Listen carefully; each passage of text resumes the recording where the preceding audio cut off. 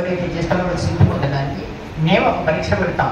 ఆ పరీక్షలో కనుక మీరు సిద్ధిస్తే మీరు ఏ మంత్రం మీ నోటితో ఉంటారో దాన్ని సిద్ధిప్రదం చేస్తాము అని చెప్పడం జరిగింది. అప్పుడు పరీక్ష ఏంటంటే, ఒక కల్పవృక్షం ఉంది హిమాలయాల్లో, ఒకటే వృక్షం రావి చెట్టు అనేది. ఆ రావి చెట్టు కింద కూర్చొని మీరు ఏ మంత్రాలు చెప్తారో ఆ మంత్రాలు చెప్తున్నప్పుడు ప్రతి మంత్రానికి ఒక ఆకు రాలుతుంది. అలా చెట్టులో ఉన్న ఆకులన్నీ రాలిపోతాయి. మళ్ళీ మీరు మంత్రం అంటే ఆకు మళ్ళీ చెట్టుకు పోయి అతుక్కోవాలి, అప్పుడు మంత్రం సిద్ధిస్తుంది అన్నారు.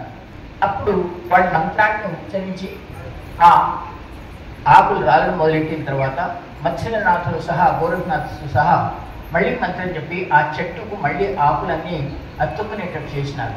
ఆ ప్రక్రియను చూసి దేవతలందరూ హర్షించి ఈ రోజు నుంచి సాగర మంత్రాల్లో ఎవరైతే మంత్రం చేస్తారో ఏం చెప్పినా, నవనాథులు చెప్పిన ఏ మంత్రం చేసినా వాళ్లకు న్యాసం ధ్యానం లేకుండా సిద్ధి దొరుకుతుంది అని చెప్పినారు.